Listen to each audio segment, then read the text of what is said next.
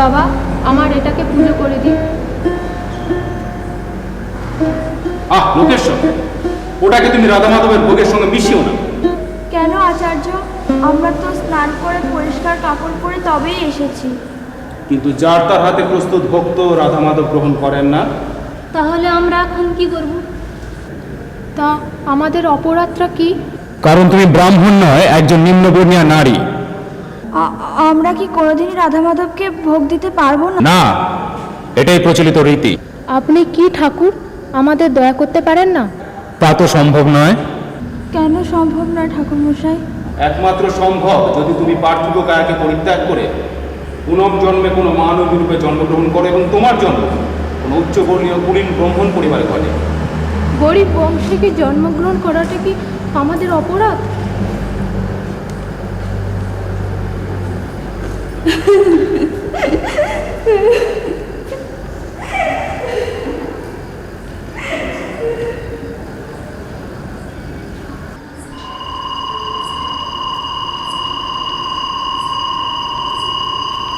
আচার্য, মাধবচন্দ্র আপনাকে কিছু বলতে চায়।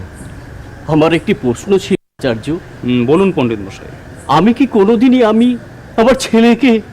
বুঝেছি আপনি কি বলতে চাইছেন। ওনার ব্যাপারটা একটু বিবেচনা করে দেখুন আচার্য। লোকেশ্বর, অহেতুক মূঢ়ের মতো মন্তব্য না করে ব্যাপারটির গূঢ় রহস্যকে উপলব্ধি করার চেষ্টা করো। ওনার পুত্র একটি খ্রিস্ট সম্প্রদায়ের মহিলার দ্বার পরিগ্রহ করেছে, অথচ উনি সেই ধর্মনাশক পুত্র এবং পুত্রবধূকে গৃহে আনয়নে আগ্রহী। আচার্য, মধুসূদন যে আমার একমাত্র সন্তান, বিপত্নিক এ জীবনে ওই যে আমার শেষ অবলম্বন। আচার্য, ভিন্ন ধর্মগামী অবলম্বনের চিহ্নকে অতি দ্রুত আপন হৃদয়ান্তর থেকে অবলুপ্ত করতে হবে। নিঃসঙ্গ এই জীবন যে বড় একা লাগবে।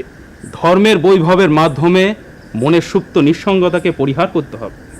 ধর্মের মর্ম কি তথা একাকিত্বের মর্মকে বুঝতে পারবে না পারেন, তবে আপনি আর কখনো এই মন্দিরের দ্বারে উপনীত হওয়ার প্রয়াসে ব্রতী হবেন না। আচার্য, আপনি এখন আসতে পারেন। আমাকে এত বড় কঠোর শাস্তি দেবেন না আচার্য। আপনি এখন আমাকে এত বড় কঠোর শাস্তি দেবেন না আচার্য। আমাকে এত বড় কঠোর শাস্তি দেবেন না। আমি পারবো না আচার্য, আমি পারবো না, আমি পারবো না।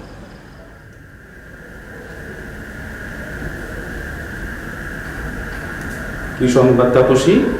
তোমার শরীর এখন কেমন আছে? হ্যাঁ থাক মা, তুমি বসো। আমার শারীরিক অবস্থা মোটেই সন্তোষজনক নয়। মানব শরীর অনেকখানি বস্ত্রে ব্যবহৃত জরির সঙ্গে তুলনীয়। এহেন অমূল্য রত্নটিকে রক্ষা করতে হয়।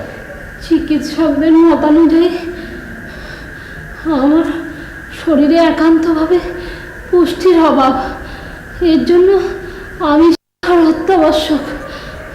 তোমার মতন একজন একনিষ্ঠ দীক্ষিতার কণ্ঠে এহেন অজুহাত একেবারেই মানানসই নয়। কিন্তু আচার্য, শাস্ত্রে এমন বিধান রয়েছে যে আপন দেহের চাহিদার পরিতৃপ্ত ঘটিয়ে তারপরে ধর্মলাভের প্রচেষ্টায় অগ্রসরমান হতে হয়।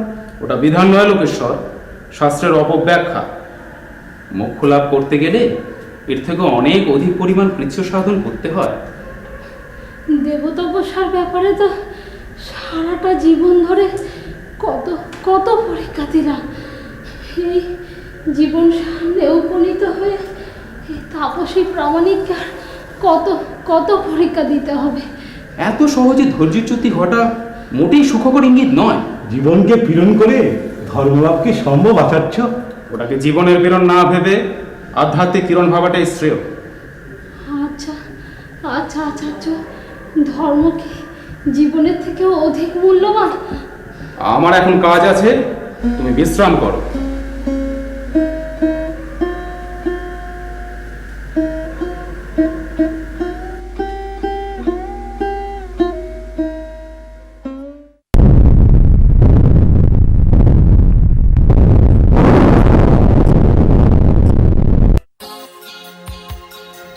আরে হয়েছে কি? ভালো লাগছে না। আমাদের এই সাজানো সোনার সংসার তোমার ভালো লাগছে না?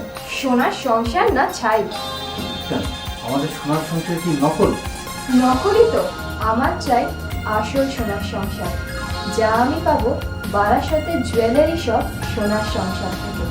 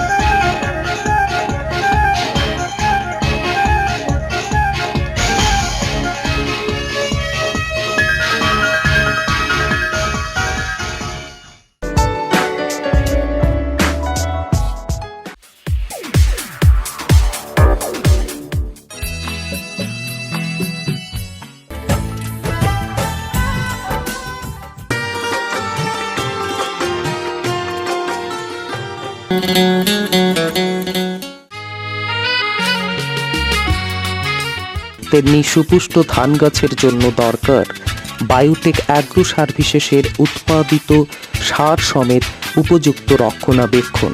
ছড়ালে গাছে পঞ্চরত্ন খোল নামক জৈব সার ধান গাছের হয় যথেচ্ছ পরিমাণ বার। যন্ত্রচালিত করে বস্তা ভরা এভাবেই মেটে জমিতে পঞ্চরত্ন খোলের খরা। ফলন আর উৎপাদনকে রাখতে ধরে উপযুক্ত পরিমাণ ও যথাযথ জৈব সার প্রয়োগ করে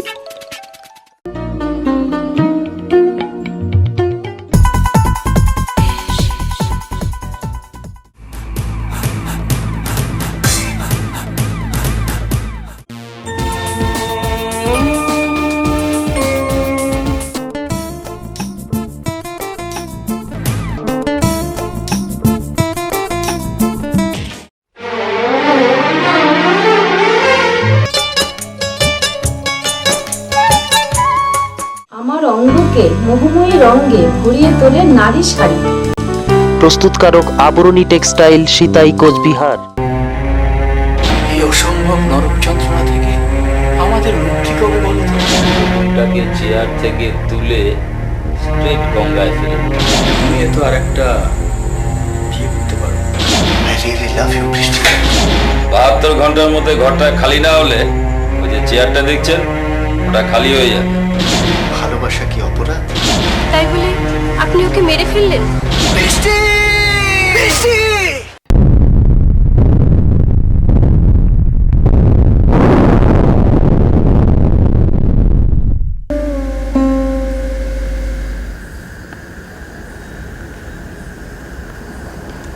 রাখছি। তোকে আবার গঙ্গা জল কে আনতে বলেছে? লোকেশ্বর ঠাকুরই বলেছেন। তোমার দেখছি দিনকে দিন বুদ্ধির লোপ পাচ্ছে লোকেশ্বর। এ কথা বলছেন কেন আচার্য? একজন দাসী সংগৃহীত গঙ্গা জলে রাধা মাধবের পুজো হবে? ও যদি মন্দিরে সব পুজো করতে পারে, গঙ্গা জল সরবরাহে দোষ কি? ও স্পর্শে গঙ্গা জল অপবিত্র হয়ে যাবে। গঙ্গার জল কখনো অপবিত্র হয় না, বরং গঙ্গার জলে সমস্ত পাপ অপকর্ম ধৌত হয়ে যায়। তবু তুই ওটাকে দূরে সরিয়ে রেখে যা, ওটাকে শুদ্ধ করে নিয়ে তবেই আমি রাধা মাধবের কাছে নিবেদন। রাধা মাধব, রাধা মাধব। বাবা অনেক সাত করে নাম রেখেছিল নির্মলা। দাসী বৃত্তি করলেও শরীর বা মনের দিক থেকে আমি এখনো পবিত্র, অতি নির্মল। তুই যদি এতটাই পবিত্র তবে তুই তোর স্বামীকে ধরে রাখতে পারলি না কেন? আমি আসলে কাউকে মায়ের বন্ধনে জড়াতে চাই না। পুষি যৌবনটা যে এভাবে মাঠে মারা যাবে, তোকে এর আগেও আমি বলেছি, এখনো বলছি, লোকেশ্বরকে শিষ্যের বাড়িতে আমি পাঠিয়ে দেবো। তুই বরং রাত্রিরে মাঝে মাঝে আমার কাছে এসে থাকবি। না না, এ সম্ভব নয়। কেন সম্ভব নয়? কারণ আমি কোনো পুরুষ মানুষকে বিশ্বাস করি না। বিশ্বাস করিস না কেন নির্মলা? দেহহীন প্রেম যে এই জগতে অবাস্তব। ছি ছি আচার্য, এমন পাপ কথা বলবেন না। পুরুষ জাতের কাছে কি মেয়েদের শরীরটাই সবকিছু? দেহহীন প্রেম যে এই জগতে অবাস্তব নির্মলা। আপনি আমার এত বড় সর্বনাশ করবেন না আচার্য। সর্বনাশ বলিস না, ভাব, এটা তো সৌভাগ্য। আমাদের মতো পুরুষদের সঙ্গে সহবাস করলে কপালে মা থাকে না রে নির্মলা। অনেক রাত হলো আচার্য, আমি এখন আসি। শোন শোন,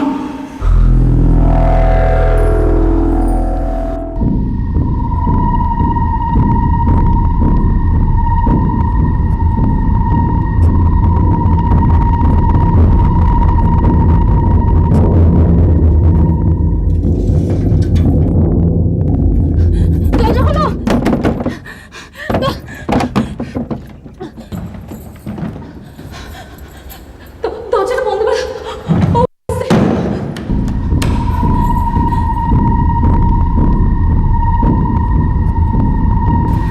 কি হয়েছে?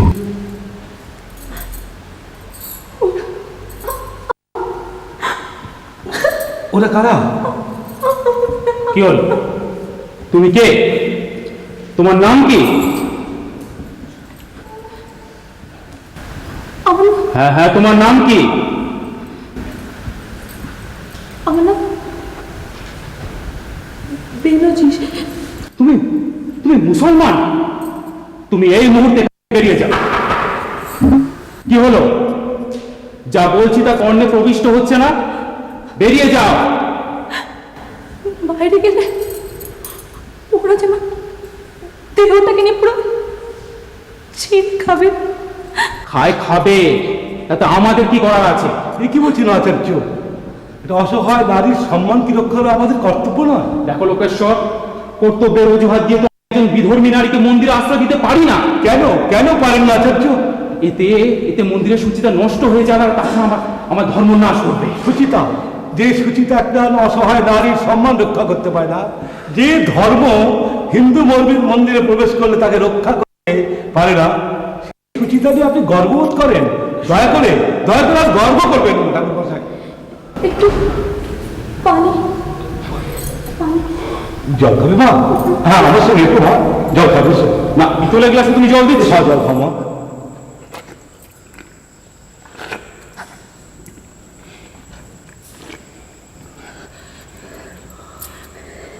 শান্তি হয়েছে?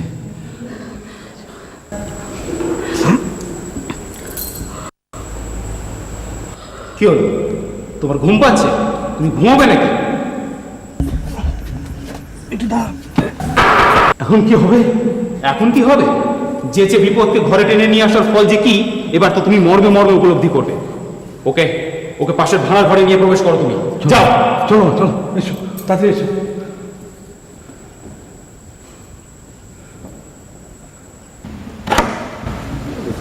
কি ব্যাপার? আপনি হঠাৎ দরজা খুলছেন, লোকেশটা এখন নেই? আছে, আমি বহাল প্রকৃতি আছি। না না না,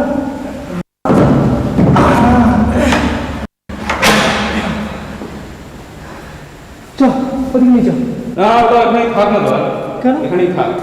কেন প্রতিবার তো চালের বস্তা ভাড়া করে রেখেই যায়। অন্য ঘরে চাল অনেক কম থাকে, এবারে তো বস্তা পুরো ভর্তি রয়েছে।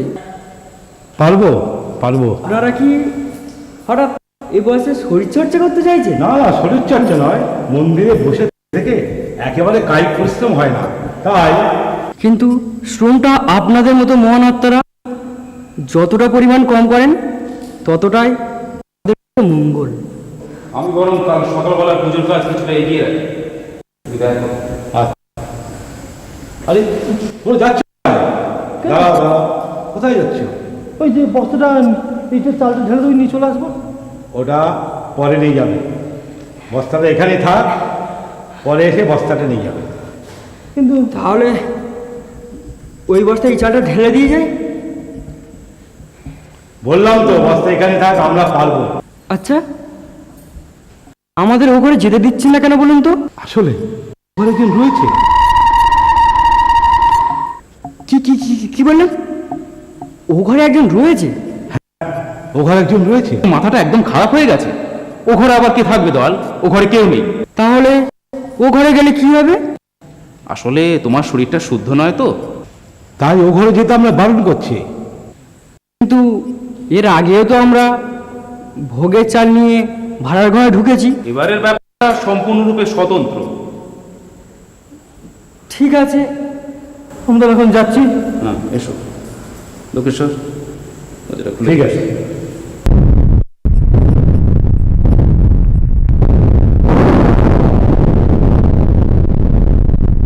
আমার ওর সমস্ত কেনাকাটা রমা গার্মেন্টস থেকে। হ্যাঁ, ডানলাপের বিক্রম ইসি মার্কেটের রমা গার্মেন্টস, সোনালী সিনেমা হলের পাশে, মনে রাখবেন।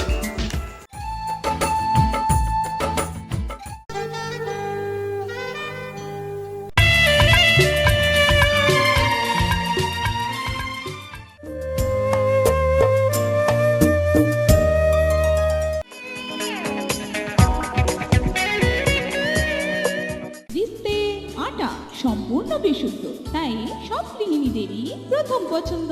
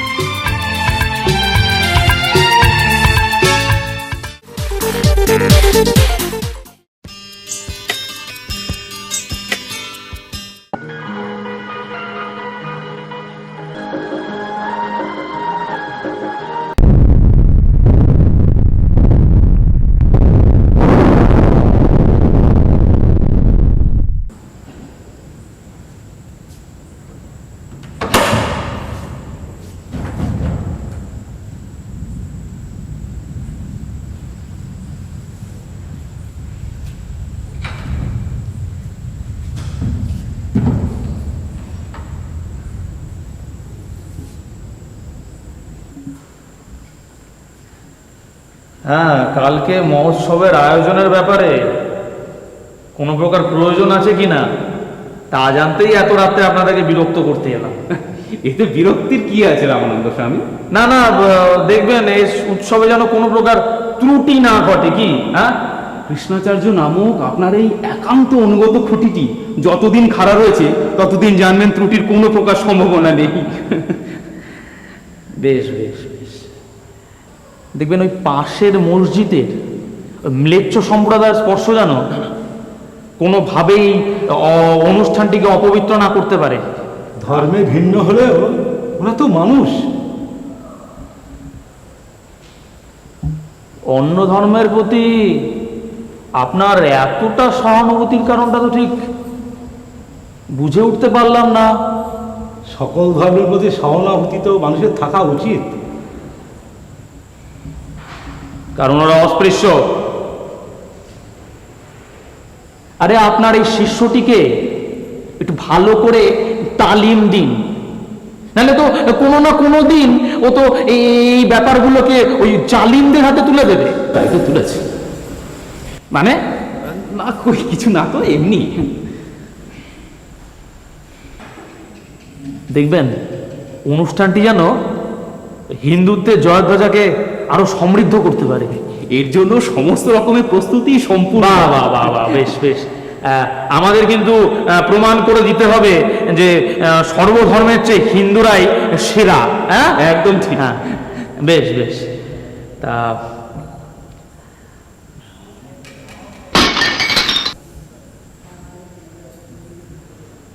কি ব্যাপার?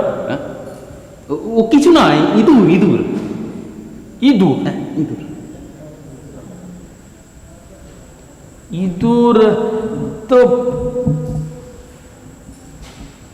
দেখবেন আচার্য, ওটা আবার ওই ভোগের চালে যেন মুখ না দেয়। আর তাছাড়া ভোগের চালের বস্তা তো এখানে না, আসলে ওদের জামা কাপড় তো শুদ্ধ ছিল না, তাই। এ কি এই মেয়েটিকে? আমি কিছু জানি না রামানন্দ স্বামী। আপনি জানেন না? মানে না, আপনি জানেন না তো কে জানবে আচার্য?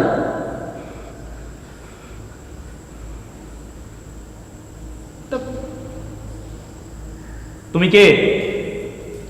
তোমার নাম কি?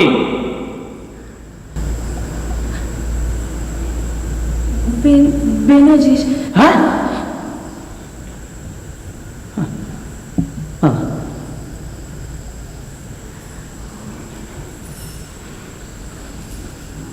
বেনজির, তুমি মুসলমান?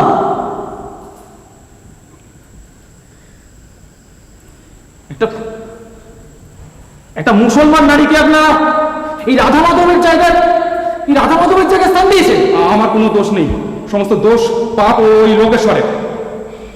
নিরপরাধ মুসলমান বিধর্মী নারীকে যদি হিন্দু সমাজে হিন্দুর মন্দিরে আশ্রয় দান করা আপনাদের মতো ঠাকুরদের কাছে অপরাধ হয়, তাহলে পুণ্যকর্ম কোনটা? না একে দানবের হাতে ফেলে দিয়ে এই দেহটাকে কুকুরের মতো ধরাশায়ী করা, না দরজা জানলা বন্ধ করে মন্দিরের কপাট বন্ধ করে তর্জাগীতে লিপ্ত হওয়া, কোনটা? আপনারাই বলুন কোনটা?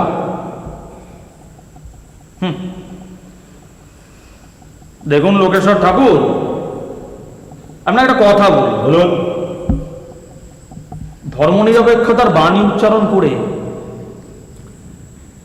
কূটনীতিবিদ হওয়া যায়, রাজনীতিবিদ হওয়া যায়, বিতর্ক সভায় বাহবা লোটা যায়, কিন্তু সত্যিকারের রাধা মাধবের পূজারী হওয়া যায় না। কোন শাস্ত্রে লেখা আছে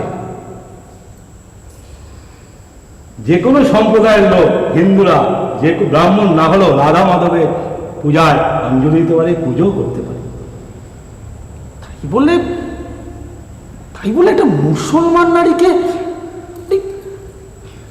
রাধা মাধবের পইতে কেড়ে নিয়ে ওকে ব্রাহ্মণ সমাজ থেকে বিতাড়িত? না আচার্য, না আচার্য, না, এত বড় শাস্তি আমায় দেবেন না আচার্য, এত বড় শাস্তি আমায় দেবেন না। আমি হাত জোর করছি আপনার কাছে, এত বড় শাস্তি আমায় দেবেন না। আমার পইতে খুলে ব্রাহ্মণ সমাজ থেকে বিতাড়িত করবেন না আচার্য। যারা তোমায় তাড়া করেছিল তারা কোন ধর্মের মানুষ ছিল? ওরা ওরা হিন্দু ছিল।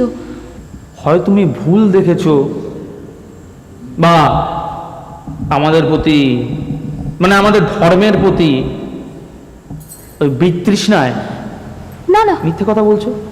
আমি সত্যি বলছি, আপনারা আমাকে বিশ্বাস করুন। তোমার কথা বিশ্বাস করা যায় না, কারণ কারণ তোমরা কাফেরের জাত। আপনারা আমাকে বাঁচিয়েছেন, তার জন্য আমি আল্লাহর কাছে আপনাদের জন্য দোয়া ভিক্ষা করছি। চুপ করো। হিন্দু মন্দিরে আল্লাহর নাম উচ্চারণ করে তুমি তোমার অসচেতনতার পাল্লাটাকে ভারী করার চেষ্টা করছো।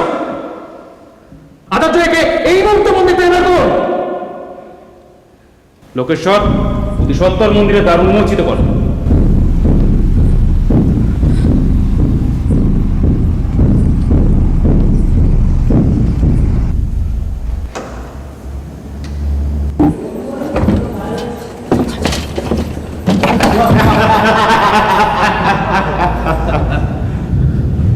তুই কি ভেবেছিলিস এই মোহাম্মদ খানের হাত থেকে তুই ছাড়া পেয়ে যাবি? তোমরা কি করে জানলে যে আমি এখানে এই সময় আছি?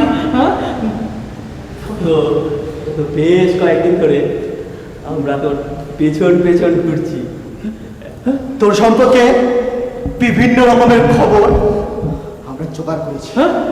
তুই কোথায় যাস তাও আমরা জেনেছি। হ্যাঁ হ্যাঁ, তাছাড়া কি অবস্থায় থাকিস তাও আমরা জেনেছি। সবকিছু জানো মানে? কারণ তুই ঠিক এই সময় মন্দিরে আসবি, তোর সাথে কেউ থাকবে না। তুই যখন মন্দিরে আসিস তখন তোর গায়ে বুলেট প্রুফ জ্যাকেটও থাকে না। অর্থাৎ তোর গায়ে এখন বুলেট প্রুফ জ্যাকেট নেই? এখন এখন আমি কি করি? তোকে কিচ্ছু করতে হবে না, আমরা তোকে খালাস করে দেব। আমায় বাঁচান আচার্য, আমায় বাঁচান। হরে কৃষ্ণ হরে কৃষ্ণ কৃষ্ণ কৃষ্ণ হরে হরে, হরে কৃষ্ণ হরে কৃষ্ণ কৃষ্ণ কৃষ্ণ হরে হরে। আমায় বাঁচান লোকেশ্বর ঠাকুর। হ্যাঁ, আমায় বাঁচান। হে রাধা মাধব, রামানন্দ স্বামীকে আপনি রক্ষা করুন প্রভু, রামানন্দ স্বামীকে আপনি রক্ষা করুন প্রভু। কোনো ঠাকুরই আজকে তোকে এই মোহাম্মদ খানের হাত থেকে রক্ষা করতে পারবে না। তুই মুসলমান মহল্লার একজন দুশমন।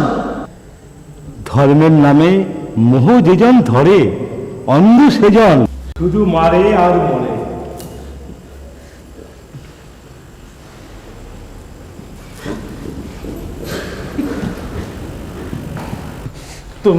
তোমরা আমার মেয়ে না, আমার ছেড়ে দাও, আমার ছেড়ে দাও। ইমানদার মুসলমানেরা কখনো একজন নিরস্ত্রকে মারতে পারে না। তুই আমায় বাধা দিস না।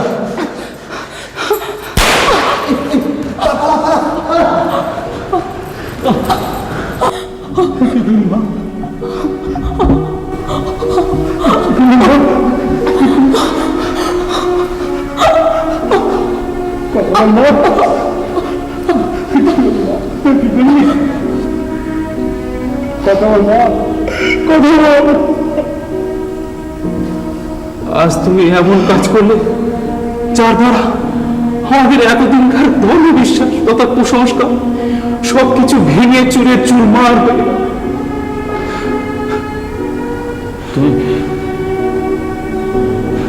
তুমি আমার ক্ষমা করে দাও, তুমি আমার ক্ষমা করে দাও। মা নয়, মা নয়, ও যে আমাদের প্রাণদায়িনী। আজ থেকে আমি মেনে নিতে বাধ্য হচ্ছি যে ক্ষুদ্র ধর্মাভেদ বা জাতিভেদ নয়, মানবিকতা তথা হৃদয়বোধী মানুষের মানুষের সব থেকে বড় পরিচয়।